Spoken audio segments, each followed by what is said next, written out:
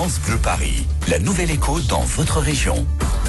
Il est 7h16 et aujourd'hui dans la Nouvelle Écho, on parle plastique. Déchets plastiques, exactement. À moins d'un an de l'entrée en vigueur de la loi AGEC pour anti-gaspi et éco-circulation, une loi qui impose de réduire les déchets plastiques. Alors comment faire? Quels moyens mettre en œuvre? On va poser la question à notre invité, les fondateurs et patrons de l'entreprise Saveur et Vie qui assure la livraison de repas pour les personnes âgées. Et bonjour Paul Tronchon.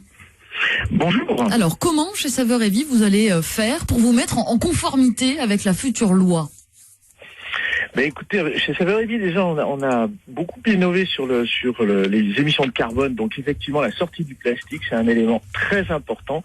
Vous l'avez dit, il y a eu la mobilité douce, on en parlait tout à l'heure, avec les vélos cargo il y a 10 ans chez Saveur et Vie. Et là, c'est la sortie du plastique et le fait qu'on se prépare depuis plus d'un an avec des tests auprès de nos consommateurs, qui sont des gens âgés, avec qui les changements d'habitude sont très complexes. Et du coup, on a testé un certain nombre de solutions. Et maintenant, on est à quelques mois pour pouvoir les mettre en œuvre. Par exemple, c'est quoi vos solutions? Vous allez changer vos barquettes? Oui, exactement. On va utiliser en fait comme finalement les anciens, les personnes âgées avaient l'habitude des systèmes de consignes. Donc ils ont finalement une mémoire de ça. Donc du coup, on a finalement assez peu de difficultés à l'arrivée du phénomène du réemploi. En revanche, ça demande énormément de changements sur toute la chaîne organisationnelle dans les structures ou dans les entreprises comme Saveur et Vie.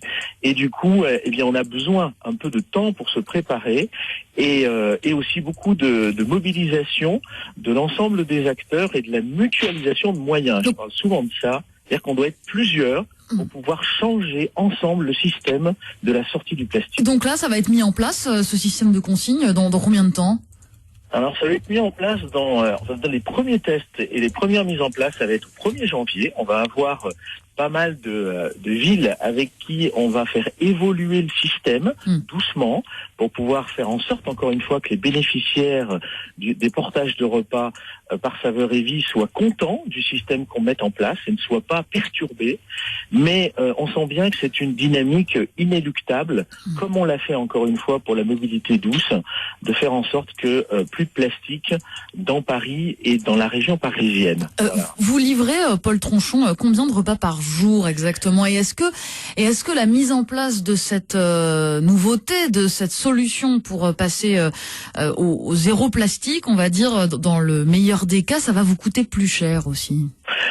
Oui, on livre aujourd'hui 8000 repas par jour sur la région parisienne. Donc on est à la fois un leader dans ce domaine d'activité, mais un petit émetteur de plastique sur l'ensemble de l'alimentation qui utilise énormément le plastique. Donc on est finalement un petit fer de lance et l'État, le ministère de l'écologie a souhaité qu'on soit fer de lance sur ce sujet-là. Et en même temps, on voit bien qu'il y a énormément de difficultés à la mise en place pour que finalement ce système-là soit facile à mettre en place et surtout, comme vous l'avez dit, avec un modèle économique, donc un coût pour l'utilisateur qui soit le même. Donc ça, c'est pas simple.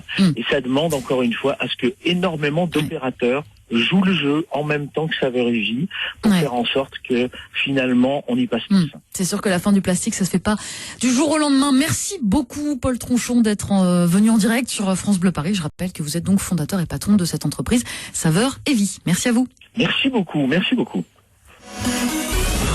Le 6-9 France Bleu Paris.